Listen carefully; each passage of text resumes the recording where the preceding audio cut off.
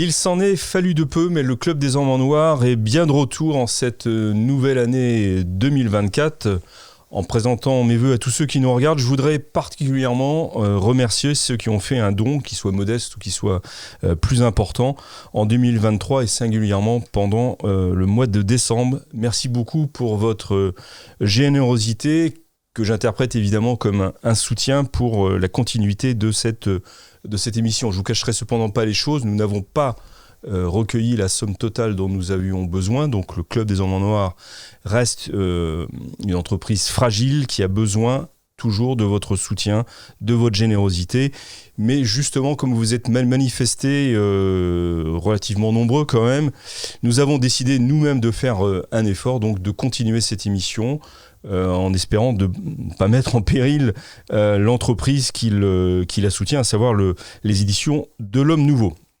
Avec cette nouvelle année, quelques particularités. Nous mettons aussi en action sur notre chaîne YouTube une nouvelle fonctionnalité qui s'intitulera « Nous rejoindre ». Vous aurez ainsi la possibilité de suivre intégralement sur la chaîne YouTube l'émission du Club des Hommes en Noir. En y souscrivant, vous bénéficierez d'un accès à un éventail de privilèges. Tout d'abord, la suppression des publicités qui s'inscrivent parfois inopinément au cours de l'émission, et ça donc améliorera, j'espère, votre expérience de visionnage, vous permettant de profiter pleinement du contenu sans interruption, et du contenu, c'est-à-dire des analyses toujours très pertinentes de mes invités.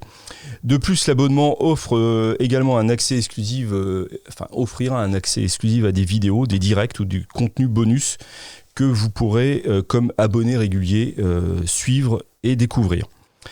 Un autre avantage significatif, c'est la possibilité de nous soutenir, de soutenir directement le Club des Hommes en Noir que vous appréciez, je le sais.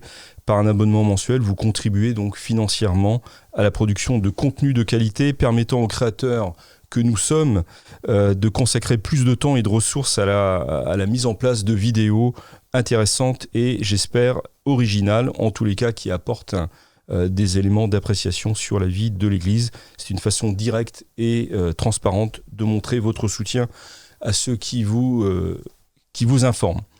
En résumé, la souscription à notre chaîne YouTube, la chaîne YouTube de l'Homme Nouveau, offre une expérience de visionnage améliorée, un accès exclusif à du contenu premium et la satisfaction de contribuer directement au succès du Club des Hommes en Noir.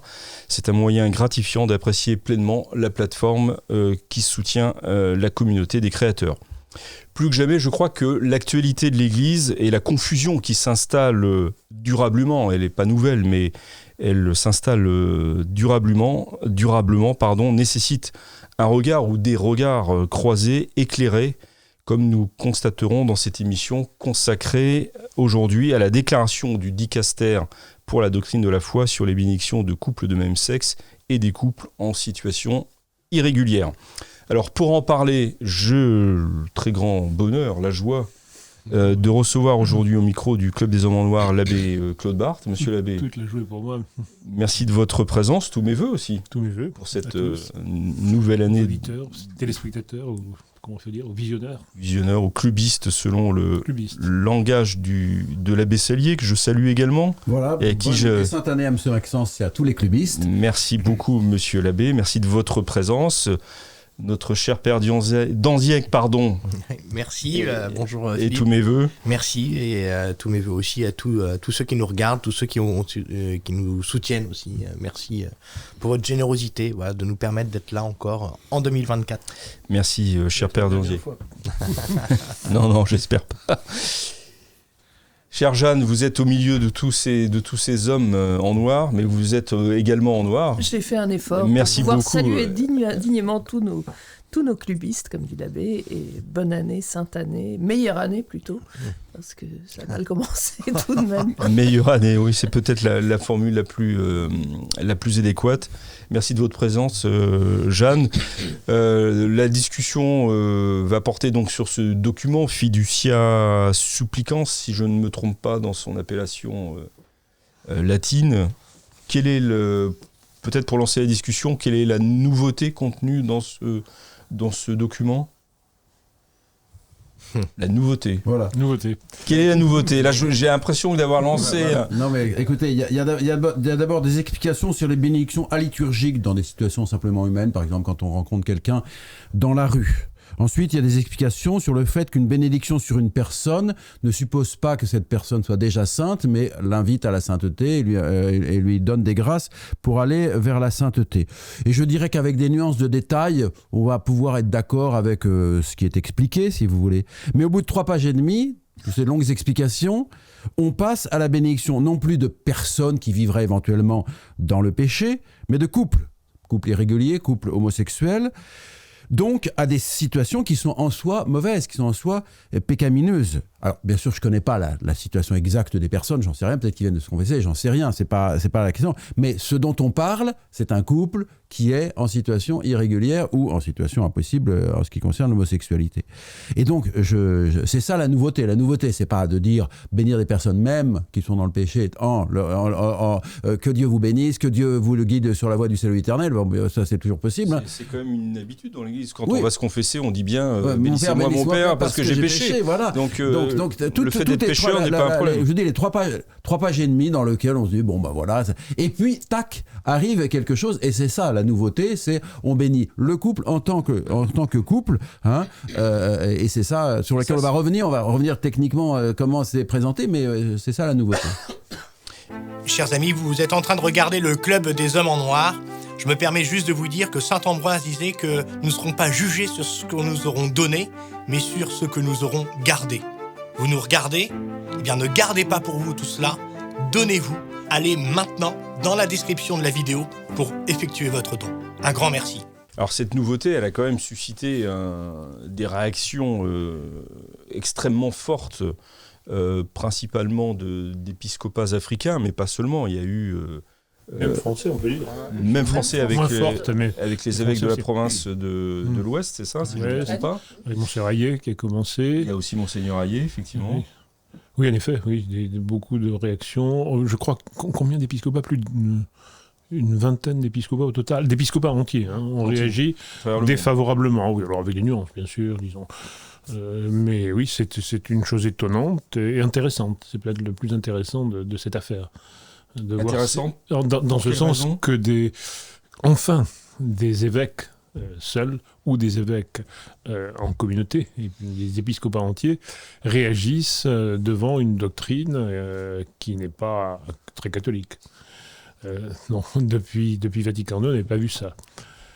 Mais Vous dites que c'est étonnant, pardon de vous couper, vous dites que c'est étonnant, mais c'est en fait, d'une certaine façon, ça, pour que ceux qui, alors c'est vrai que c'est normal, mais surtout pour ceux qui nous regardent, il faut que ça les impressionne, parce que s'il y a une telle réaction, ça veut dire que quand même que ce texte est quand même particulièrement j'utiliserai l'adjectif à bon escient, foireux, vous voyez. Enfin, François Huguenin, qui collabore à l'hebdomadaire La Vie, a dit que le feuilleton, parce que c'est presque un feuilleton, parce qu'après on y viendra, mais il y a eu des réponses, des précisions qui ont été données par le dicaster de la doctrine de la foi. Et il dit que le feuilleton Fiducia Supplicans, donc le nom de ce texte, est le flop le plus foireux de ce pontificat. Et je crois que c'est assez vrai, dans le sens où il y a une sorte d'impréparation au niveau de la communication qui a été autour de ce texte. En fait, il arrive un peu venant de nulle part. On a parlé un peu d'un 49.3 bergolien, à savoir que quand même il y a eu le synode qui semblait mettre un petit... pas un coup d'arrêt, un bémol. À tout le moins un bémol. Et après, on a ce texte qui arrive. Bon, c'est sûr que c'est quand même... c'est classique dans le pontificat. Oui, non, mais bien sûr, c'est classique. Il y avait tout de même, précédemment, la réponse faite aux cardinaux, 5 cardinaux douteux, c'est pas les cardinaux qui étaient douteux. Non, qui avaient des doutes. Qui exprimaient des doutes, des doutes. Et la réponse principale était faite sur ce point-là, justement. Il disait, grosso modo, ce que dit le document. Sachant qu'il le cite abondamment, ils reviennent sur ses réponses au d'une certaine manière, la préparation pensée par eux, mais vous avez raison, c'est tout à fait étonnant, au point que il y a toutes ces réactions défavorables, des gens qui sur le fond sont défavorables, d'évêques, mais il y a aussi des réactions défavorables, on ne le dit pas trop, mais on le sait, de gens proches du pontificat, on va dire de gauche pour simplifier, et qui trouvent que c'est pas bien parce qu'en effet ça a été très mal préparé, et c'est une très mauvaise affaire du point de vue diplomatique. Jeanne Smith. Franchement, je pense que ce texte a été très préparé, au contraire. Et je pense même qu'il a été préparé depuis le début du pontificat du pape François, puisque ça renvoie directement à « qui suis-je pour juger ?» lorsqu'on l'interpelle sur le bien qu'on peut dire d'un... C'est notre complotiste, en fait. Non, je regarde un peu les choses, je regarde son amitié de très longue date avec Victor Manuel Tucho Fernandez, le préfet du dicaster pour la doctrine de la foi. Je regarde beaucoup d'éléments comme cela, et je regarde aussi le fait que ce document sort le 18 décembre, déjà traduit en 5 langues, un document qui est long et très réfléchi. C'est-à-dire que les ambiguïtés qu'il contient, elles ont été travaillées. Alors on a beaucoup dit, oui, ça va contre le synode. Il me semble que non, parce que le synode ne dit rien de très précis sur la bénédiction des couples homosexuels en particulier. Pour les couples irréguliers, on l'avait déjà en fait dans un Amoris Laetitia, et les éléments les plus controversés d'Amoris Laetitia avaient été rédigés par Fernandez. On le sait parce qu'on retrouve des textes antérieurs qui sont quasi identiques. Et ce texte répond en fait à la phase préparatoire du synode, où tout a été manigancé, j'ose le dire comme ça. Bon, vous allez dire que je suis complotiste. Mais en tout cas, la question de l'accueil des LGBT, entre guillemets, dans l'Église, était tout à fait présent dans tout ce qui était présenté comme volonté du peuple de Dieu. Et c'est au nom du peuple de Dieu. C'est fiducia supplicans, donc dans la supplication confiante du peuple fidèle de Dieu. C'est au peuple qu'on fait appel. Et c'est cette synodalité-là qui est en œuvre.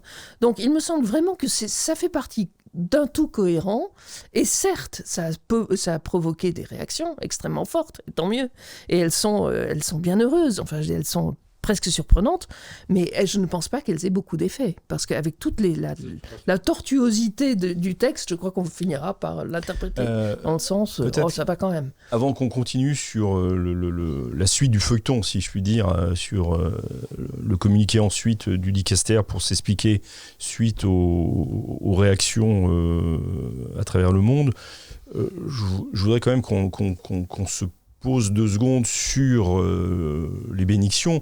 Quelle est la grande différence que vous voyez entre le fait de bénir une personne pécheresse, qui que ce soit d'ailleurs, et un couple, et bénir un couple? Quelle est techniquement, si je puis dire, quelle est la grande différence? En quoi ça pose problème, en fait? Parce que si on peut éclairer un peu ceux qui nous regardent... Mais ne vous battez pas. Ouais, non. Juste, tout à l'heure, vous avez souligné le fait que quand quelqu'un va se confesser, il dit en effet, bénissez-moi mon Père parce que j'ai péché. Enfin, je rappelle que la personne est à genoux pour ensuite faire l'aveu de ses fautes en expliquant les termes de ses péchés, le nombre, les espèces, les circonstances. Enfin, c'est quand même un dévoilement peu avantageux de chacun d'entre nous quand on se confesse. Là, c'est un peu plutôt bénissez-moi mon Père parce que je vais pécher, en fait. Voilà. En fait, on demande une sorte d'onction sur une situation qui est elle-même irrégulière, et on comprend tout à fait, nous le faisons, et en effet quand quelqu'un nous demande une bénédiction dans la rue ou que sais-je, c'est l'exemple qui est donné, on lui demande pas ce qu'il a fait hier soir, avec qui il était, ce qu'il a regardé, ce qu'il a bu, je ne sais pas, ce qu'il a consommé comme substance éventuellement illicite, on le bénit. Mais là, si les personnes viennent et que, puisque ça a été souligné par monsieur l'abbé Sellier à l'instant, on passe d'une bénédiction de personnes, et là c'est des couples qui viennent en situation irrégulière et qui demandent une bénédiction, eh bien en fait je crois que ça met en branle quelque chose qui relève à la fois du bon sens et de la bonne foi. C'est que l'erreur ne saurait avoir les mêmes droits que la vérité. En fait, la meilleure des charités qui doit être faite à des gens qui sont dans des situations objectives de péché, c'est la tendresse de la vérité. C'est-à-dire que pour faire miséricorde à ces personnes, c'est leur dire, mais écoutez, mes petits amis, Dieu vous aime, blablabla, mais en fait, mais après, c'est plus possible, en fait, voilà. Chers amis, vous êtes de plus en plus nombreux à regarder les vidéos du Club des Hommes en Noir, et cela nous touche énormément. Mais savez-vous que la plupart des gens qui regardent nos vidéos ne sont pas abonnés à la chaîne de l'Homme Nouveau, et ça change tout. Parce que plus d'abonnés, ça veut dire plus de visibilité et donc plus de contenu à vous proposer. Donc si vous n'êtes pas abonné, s'il vous plaît, cliquez sur ce petit bouton, ça prend 2 secondes et cela nous aide énormément. Bonne vidéo. Le couple, c'est le mariage. Oui, c'est ça. Enfin, c'est ça. Donc c'est parce que ça défigure le Non, mais la question, c'est que sacrement du mariage. Il s'agit pas de bénir des personnes, ça c'est les 3 pages et demie. 3 pages et demie, et on arrive à bénir un couple. Oui, en mais tant justement, que tel. quel est Le couple en tant que tel, c'est effectivement le lien, le prétendu lien qu'il a, c'est ça dont on parle. Sinon, c'est des personnes. Vous voyez, il y a un sacrement pour bénir des couples, c'est le sacrement de mariage. Vous voyez ? Tout à fait, mais c'est ce que je cherche à entendre. Je ne peux pas bénir. Si je peux prendre un exemple, je ne peux pas bénir un mafieux qui vient me demander une bénédiction pour mieux commettre un homicide, ça c'est pas possible. Mais je peux toujours bénir un mafieux, une personne, en lui disant progresser dans la grâce, quitter le péché, etc. Vous voyez ? Mais s'il donne aux œuvres de votre paroisse. Voilà. Alors, dans ce cas-là, ils donnent beaucoup. Ce qui est intéressant, c'est que le numéro 31 nous dit que n'est béni que ce qui est vrai, bon et humainement valable dans leur relation. D'accord ? C'est l'instance. Ils vous disent non, on bénit pas le mauvais, on bénit que le bien. Oui, c'est une distinction qui est faite. Mais avec le produit de ses vols, le voleur nourrit sa famille, ce qui est bon, vrai et humainement valable, n'est-ce pas ? Dans un avortement, l'anesthésiste protège la santé de la mère, ce qui est vrai, bon et humainement valable. Mais non, on peut bénir ni un voleur en tant que voleur, ni un anesthésiste qui participe à un avortement. Mais je peux bénir une personne dans la rue dont je ne sais pas pour qu'elle cesse de pécher, qu'elle progresse dans la foi. Parce que le mal, c'est pas l'absence de tout bien, ça c'est le néant. L'absence de tout bien, le mal, c'est quand ce n'est pas le bien qui correspond à cette situation et à cette personne. Donc j'espère que dans un couple homosexuel, il y a un minimum de respect, un minimum d'attention à l'autre, etc. Mais ce n'est pas la question. La question, c'est que si on bénit le couple en tant que couple, c'est ça dont on parle. Il ne faut pas seulement parler des homosexuels, il faut surtout, je crois, parler beaucoup des couples irréguliers, de divorcés mariés, parce que c'est la grosse affaire. Si l'homosexualité, alors ça fait bondir, ça fait réagir, etc. Ça fait... Jeanne est prêt à bondir, d'ailleurs. je dis, bon, c'est bien sûr tout à fait scandaleux. En fait, scandaleux au sens exact du terme. C'est-à-dire ça pousse au péché. Mais si vous voulez, pour reprendre ce que vous dites, le bien, le mal, il y a toujours une partie bien. Analogiquement, c'est la même chose qu'a fait le Concile pour les religions non chrétiennes. Il y a du bien, c'est vrai, il y a du bien dans les religions non chrétiennes, et à cause de ça, on va les respecter comme telles, en tant que telles. Non, c'est là que ça va plus. Voilà. Et le processus est le même. On passe du particulier au général. Et on commet... Et pourquoi dites-vous que la bénédiction de couples en situation irrégulière, donc hommes et femmes non mariés, est plus scandaleux que la bénédiction de couples... Non, je n'ai pas dit que c'est pas plus scandaleux. J'ai mal compris, donc très bien. J'ai dit c'est plus bon, c'est de ça qu'il s'agit dans les paroisses, finalement. Ceux qu'on bénit véritablement sont pas quelquefois des homosexuels, je veux bien, des couples homosexuels, mais surtout des divorcés remariés qui viennent à la messe le dimanche et qui donnent une bénédiction, voire même qui demandent une espèce d'ersatz de mariage. Il y a des cérémonies qui sont... Alors ça, c'est très fréquent, très fréquent. Oui, bien sûr, c'est même, ça s'institutionnalise. Voilà, et donc cette affaire-là institutionnalise, en effet, et dit que en effet, c'est tout à fait possible, alors que jusqu'à présent, on le faisait un petit peu en catimini. Encore que... En même temps, le père, si je puis dire, pardon pour cette expression, mais le père James Martin a aussitôt mis en scène une bénédiction d'un couple homosexuel.